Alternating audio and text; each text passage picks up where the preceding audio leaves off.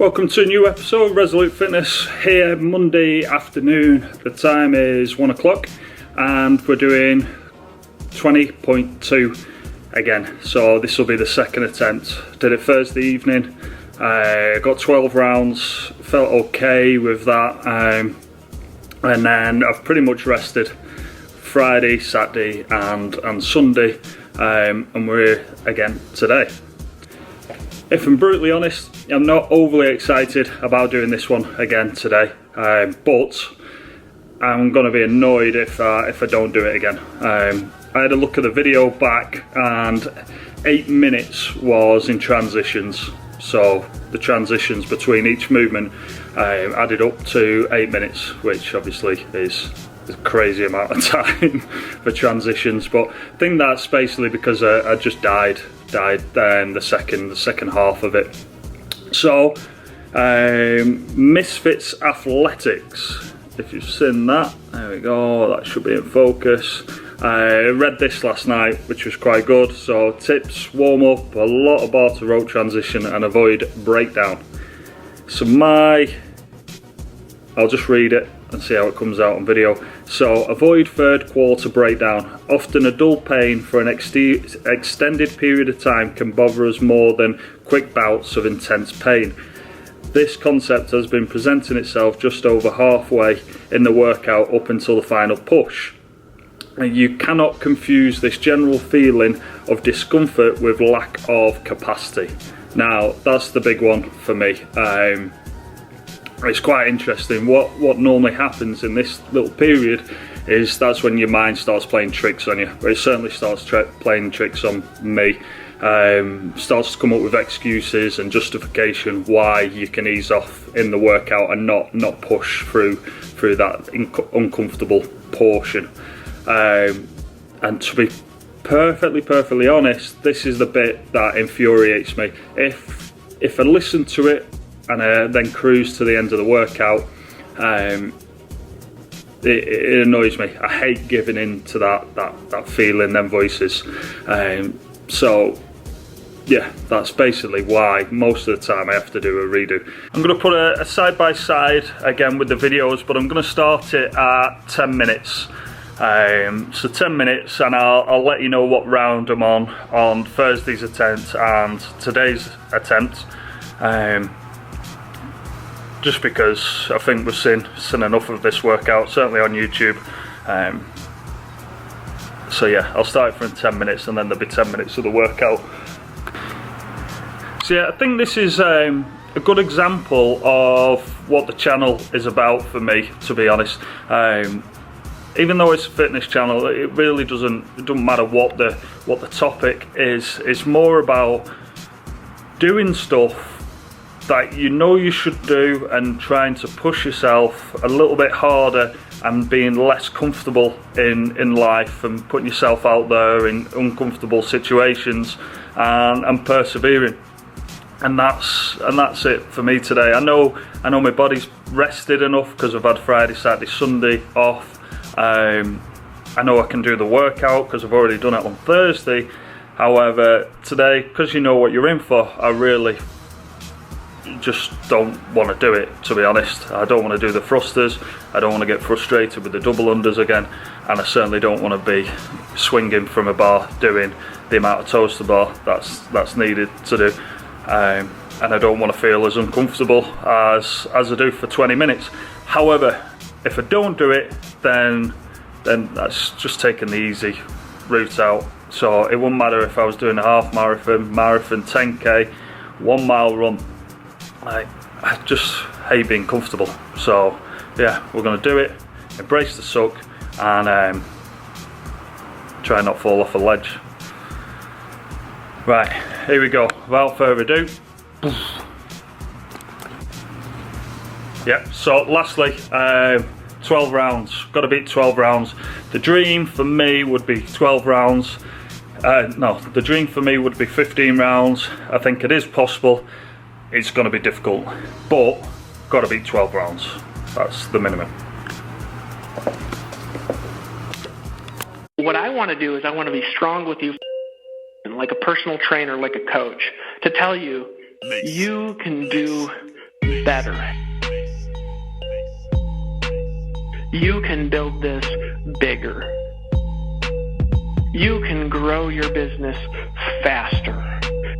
You can recruit way more people than you've been recruiting and you know. You can go out there and produce an incredible amount more sales than you've been producing if you just decide to stop being lazy in your business. You can do things that are completely unimaginable to you, and I promise to you that even your wildest dreams can be exceeded by what you can do if you'll only make a decision that from this moment on, you treat this as seriously as you treat your life if it's in danger. Guys, one time I heard a network marketing trainer say something, and I'll just never forget it. I was struggling to recruit, okay, and I had called this person and paid for coaching for how to recruit more people. And I said, I'm just struggling. I can't come up with prospects. I can't sell this, and people aren't buying and stuff like that. And this is what happened. The person said, David, let me ask you a question. I said, okay, go ahead and ask. They said, you got a family? I said, yeah, I'm married.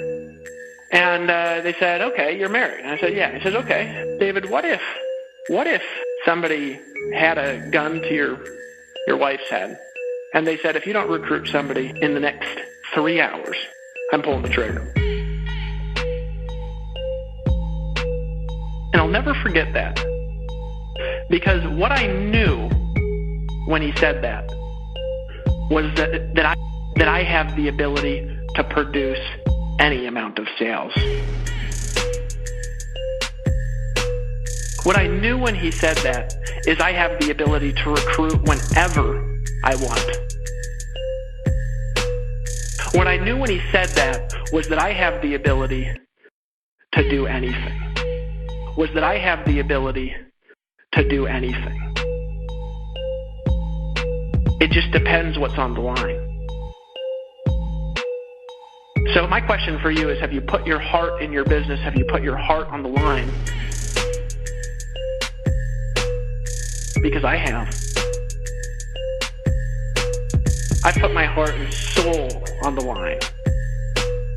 And I would spend every last dollar that I have, which now is a lot, if it meant that was what it would take to bring the vision to a new level. And my question is, what are you really willing to do that's honest and legal to get to where you want to go in your business and your life? What are you really willing to do? Because I promise you, when the stakes are high enough, when you're playing with your heart, that what you can do will surprise your wildest dreams. I had a goal when I got online of recruiting 2 people a day within 90 days. I had a goal. I wanted to recruit 2 affiliates a day within 90 days of starting my business. That's what I wanted to do, because I knew that if I could sponsor 2 people a day, that I could build any income that I wanted. I could duplicate it as big as I wanted, because I'd have enough people fast enough to where the numbers would play out in my favor. I knew that if I could do that, I could do things in a different way at a new level. And I put all my heart and all my soul and all my energy and all my attention in one direction, focused on one thing with one aim and one result in mind. 45 days later, I recruited my first day where I recruited 2 people in a day. Then it was 1 person in a day. Then it was 3 people in a day. Then it was 2 people in a day. And I was averaging 2 people a day 10 days later, and I've never looked back since 2009, because I put all my energy, my heart, my soul into one focus in my business, because I knew that if I would do that, I could learn how to do everything else. If I could just learn how to produce and be a leader, that I could do everything else.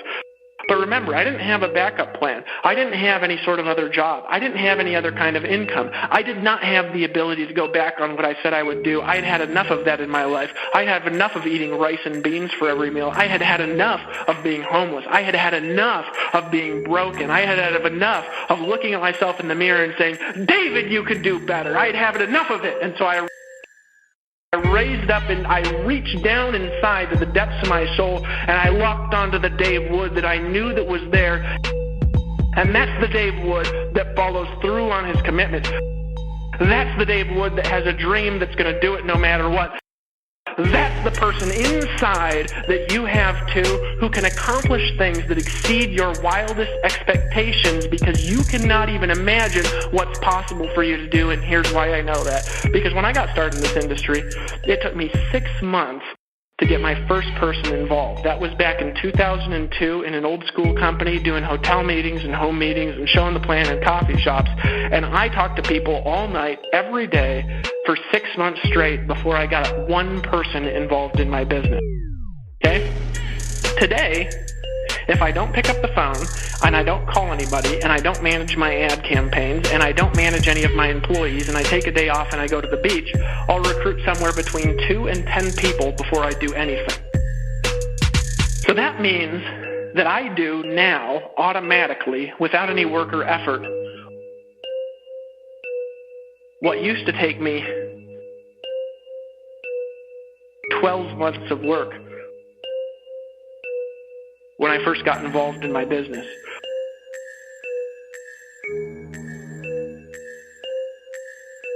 What that teaches me is that anything's possible. It could create more freedom for my life. And just saying, I'm not having to go out and try and do it all perfectly right now. What I'm going to do for the next 8 weeks, I'm going to create a little ritual. I'm going to do one thing a day to condition my mind, right? So that I get strong, so I follow through. I'm going to read something. I'm going to listen to something. I'm going to immerse myself. I'm going to go for an intense jog, or I'm going to go lift weights, but I'm going to do it consciously to get in a state where I'm going to follow through. That's number one, because people follow through when they're in state. Second, I'm going to get clear about why this is a must for me. Not because my back's against the wall, but because I want to master an area of life that could create some freedom. I'm not going to master it overnight, but I got the system, I got the plan. I'm going to do one thing a day. I'm going to work on one subject a week. And each week I'm going to make a little progress, and I'm going to get to a goal, whatever that is. I'm going to make $1,000, my $300 in a week. I'm going to get to my 2,500. That first 2,500 is the most exciting. Once you break through, then it just becomes a game. The breakthrough happens by conditioning your mind every day, by feeding it a role model or a story. It's putting yourself in a peak state where you follow through by getting physically strong. It's creating a little ritual of doing a little bit each day, and then you get momentum. But the most important thing of all, why?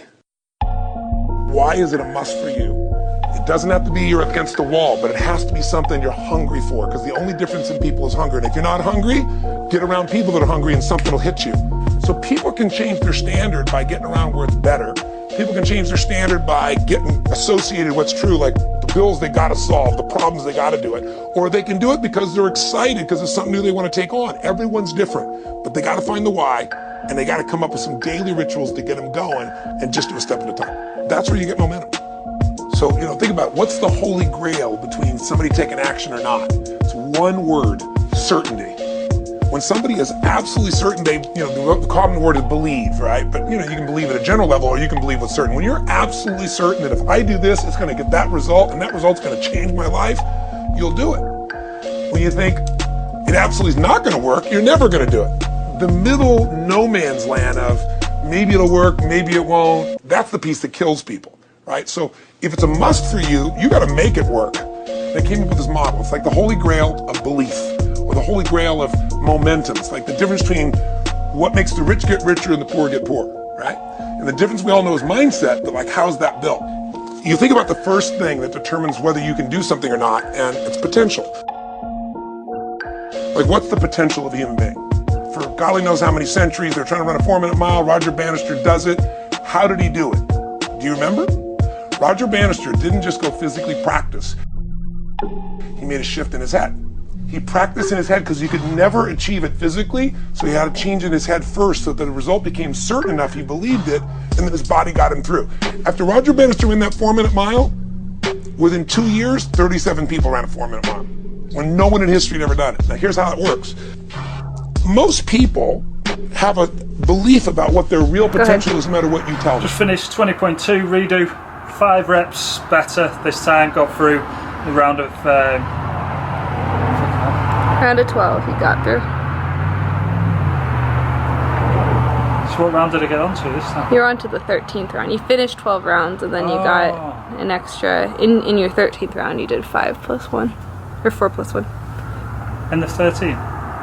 No, you got the end of 12. You got 12 complete rounds. and then you were into the 13th round. You got 5 thrusters in your 13th round and 1 toes to bar, or 4 thrusters, 1 toes to bar.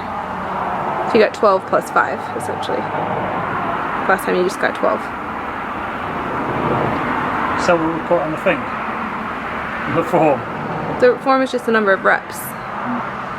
You got 413 reps. Oh, for some reason I thought it said like 12 and then 1.